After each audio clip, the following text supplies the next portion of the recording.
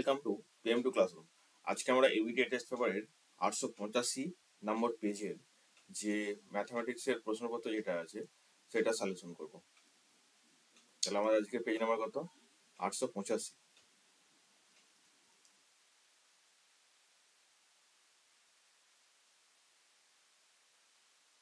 আমাদের প্রথম কোশ্চেন যেটা বলেছে যে হরিশ ও রাকেশ একসাথে একটি ব্যবসা শুরু করে। হরিশ 7,000 টাকা 9 মাসের জন্য ও রাকেশ 12,000 টাকা, হয়তো সম্ভবত হবে 12,000 টাকা 7 মাসের জন্য ব্যবসায় নিয়োজিত করেন। যদি মোট টাকা লভ্যাংশ এত টাকা হয় তাহলে হরিশের লভ্যাংশ কত হবে? তাহলে আমরা যেটা করব, হরিশ এবং কি রাকেশ, তাই তো? হরিশ ইস্টু রাকেশের প্রথমে আমাকে মূলধনের অনুপাতটা বের করতে হবে। তাহলে 7,000 9 মাসের জন্য হচ্ছে ইস্টু 12,000 কি করব, এটা করছে 7 মাসের জন্য। 3টে শূন্য কাটবো, এই 7 কাটবো, এটা হচ্ছে 3 3 9, 3 4 12। তাহলে আমার এটা কত বেরোলো? 3:4। তাহলে এখন কে পাচ্ছে টাকাটা? হরিশের লভ্যাংশ আমাকে বের করতে হবে। তাহলে হরিশের লভ্যাংশ কত? 3। তাহলে 3 বাই মোট লভ্যাংশ মানে 4 আর 3 7, আর এখানে কত দেওয়া আছে? 2730। এটা কাটাকুটি করলে কত হচ্ছে? 7 3 21 63, 7 9 63।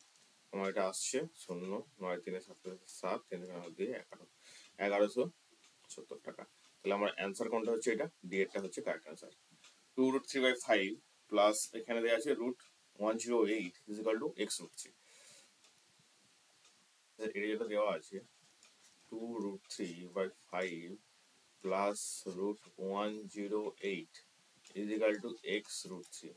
তাহলে এটাকে হলো 2/5 প্লাস এটা আমি কত বলতে পারি? এটা এখানে কত আসবে ভাঙলে? 108কে 108কে ভাঙলে আসবে আমার এখানে 36 × 3। 36টা বাইরে বেরোলে কত হবে? 6 হয়ে যাবে। রুটের বাইরে বেরোলে এটা হচ্ছে √3 হয়ে যাবে ইন্টু x√3। আমি √3 যদি আমি কমন নিই, আমার এখানে কত থাকছে? 2/5 প্লাস 6 = x√3। এবার দেখো এই দুটো যদি তুলনা করা হয়, এটা √3 আর এটা সমান, তাহলে x হবে। তাহলে x সমান কোনটা বেরোবে? x বেরোবে 2/5 প্লাস 6 সমান এটা কত হচ্ছে? 2 + 30 32/5। এখানে অ্যান্সার কত আছে? 32/5। ও কেন্দ্রীয় বৃত্তের AB ও CD দুটি জ্যায়ের দৈর্ঘ্য সমান।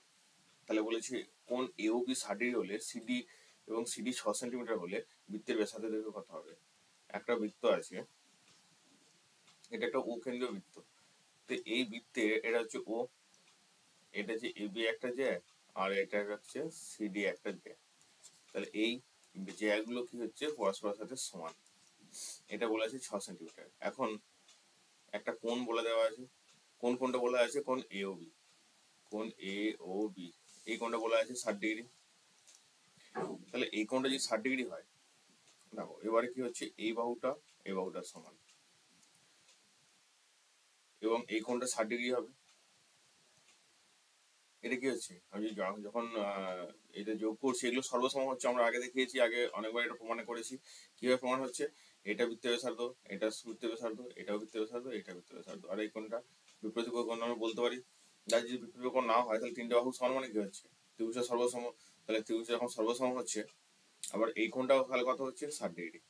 ঠিক আছে, 3টে বাহু সমান, এই কোণটা 60°। তাহলে এখানে যখন সর্বসম হচ্ছে, তাহলে 3টে বাহু সমান হচ্ছে। তাহলে একটা বাহু 6 সেন্টিমিটার হলে এটা কি হচ্ছে? সমবাহু ত্রিভুজ হচ্ছে। তাহলে সমবাহু ত্রিভুজ মানে কত হচ্ছে? ব্যাসার্ধ কত হচ্ছে? 6 সেমি। একটি ঘড়ির উন্নতি কোণ 60°, তার দৈর্ঘ্য বলেছে 20√3 মিটার। তাহলে ঘড়িটি মাটি থেকে যে উচ্চতায় আছে সেটা আমাকে বের করতে হবে।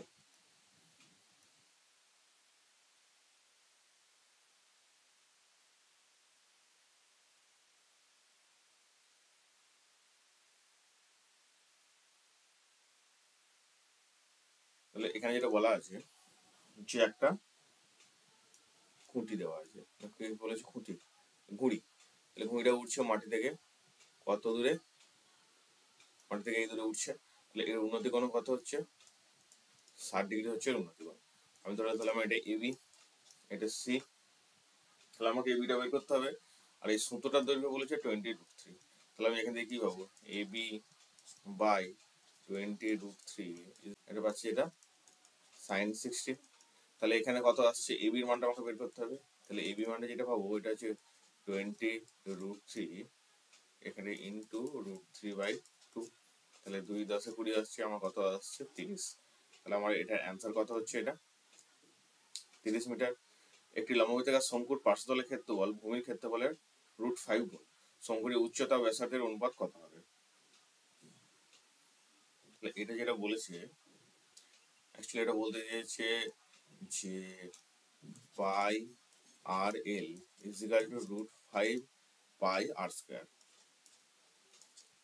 ভূমিতলের ক্ষেত্রফলের √5 গুণ বলেছে।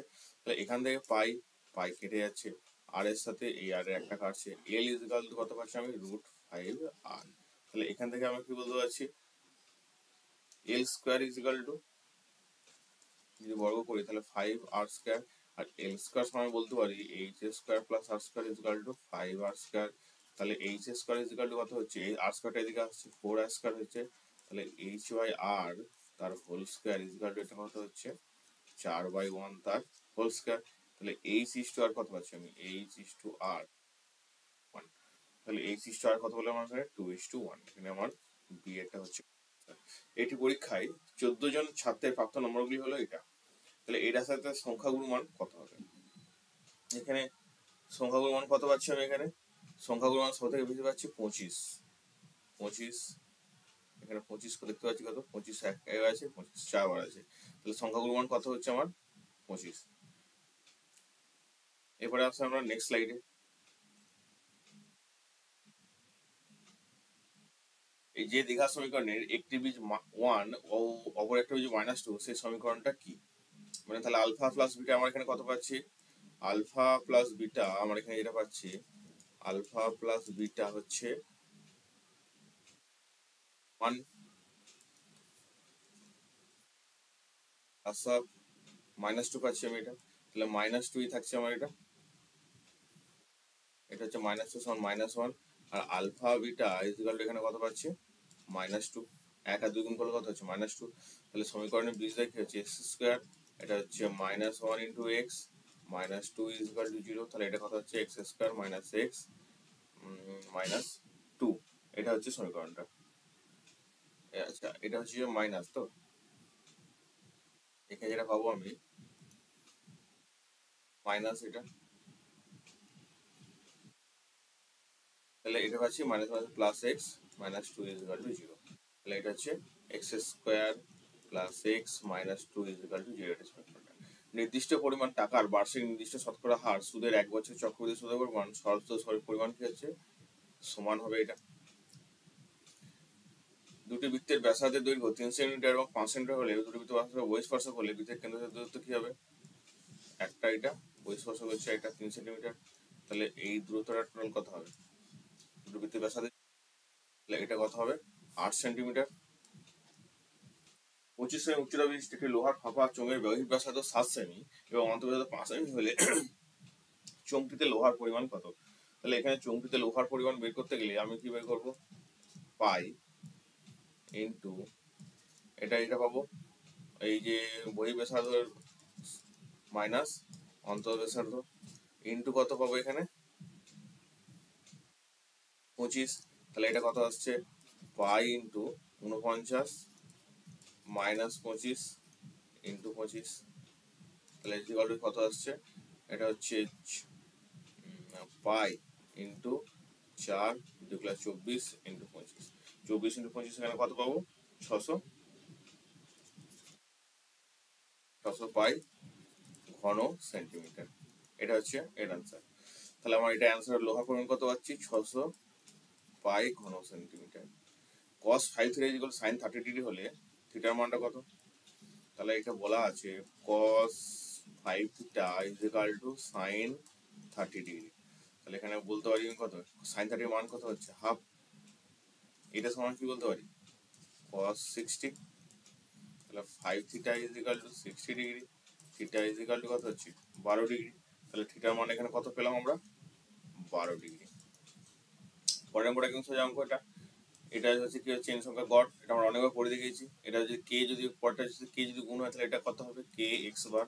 কেন কি এটা প্রমাণ করেও দেখিয়েছি। আবার কি আছে, এটা যে সংখ্যাগুলো গড় দেওয়া আছে তার সাথে যোগ বিয়োগ গুণভাগ যে সংখ্যাটা হোক না কেন, যদি একই সংখ্যা যোগ বিয়োগ গুণভাগ হয়, যেই অপারেশনটা এখানে হবে সংখ্যাগুলোর সাথে গড়টার সাথেও সেই একই জিনিসটা হবে। এটা বলছে বার্ষিক সরল সুদের বার্ষিক 8/2% সরল সুদের হারে 2p টাকার 8 বছরের সুদে আসলে হলো এটা। তাহলে এটা আমাকে যেটা বলে দেওয়া আছে 2p টাকার 8 বছরের সরল সুদ হচ্ছে, এটা আমাকে বের করে দেখাতে হবে।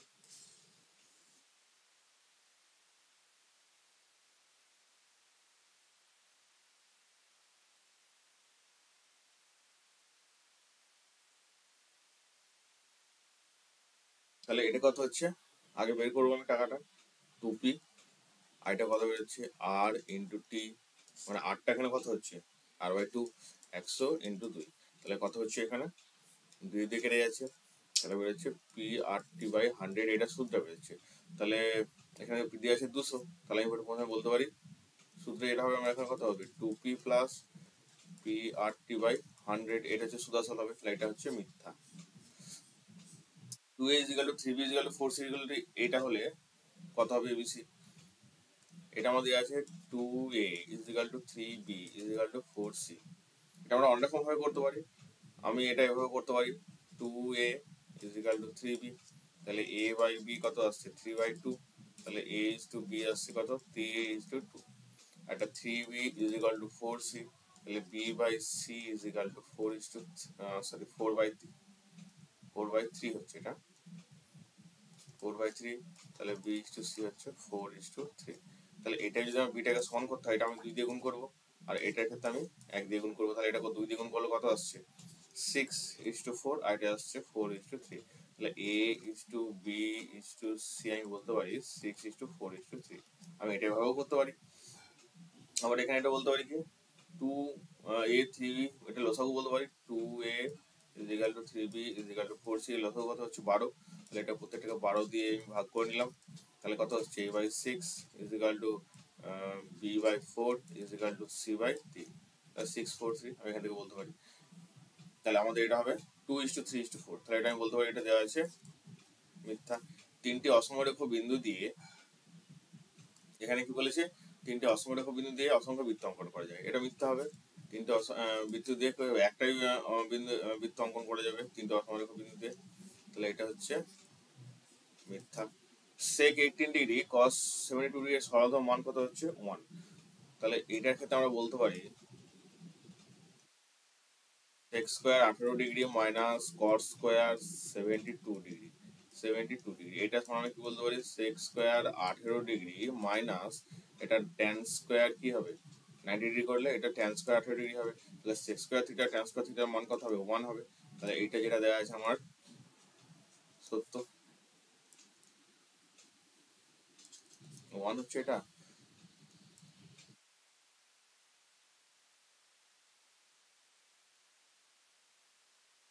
এটা আমি বলতে পারি এটা সত্য। একটি গোলকের ব্যাসার্ধ দ্বিগুণ করলে গোলকটির আয়তন প্রথম গোলকের আয়তনের দ্বিগুণ হবে, তাই কি গোলকের ব্যাসার্ধ দ্বিগুণ করা হচ্ছে, তাহলে এখানে আমার আয়তন কোনটা বেরোচ্ছে 4/3 পাই r কিউব, এটা বেরোচ্ছে। তাহলে এখন দ্বিগুণ করেছে, এটা প্রথমে আয়তন ছিল, দ্বিগুণ করা হলে 4/3 পাই এটা 2r কিউব হয়ে যাবে, তাহলে এটা কত হবে 8 × 4/3 পাই r কিউব, 8 × 4/3 পাই r কিউব, তাহলে r গুণ হচ্ছে, তাহলে আমি এটা বলতে পারি মিথ্যা। 2 3 9 10 9 3 9 তথ্যের মধ্যমার মান কত, তাহলে এই সংখ্যাগুলোকে যদি আমরা সাজাই এখন প্রথমে কত পাবো, প্রথমে এটা আমি যেটা পাবো 2, তারপরে 3, তারপরে আছে কি 3, তারপরে পাবো 1টা 2টো 3টে 9, তারপরে পাবো 10। তাহলে কত সংখ্যা আছে 1 2 3 4 5 6 7, 7টা সংখ্যা আছে, তাহলে আমি মধ্যমান কত পাবো 7 + 1 8/2, 4 নম্বর 1 2 3 4, এইটা পাবো আমি মধ্যমান, এই তিনটে দিক থেকে তিনটে, তাহলে 9, তাহলে এখানে দেওয়া আছে 10, তাহলে এটা হচ্ছে মিথ্যা।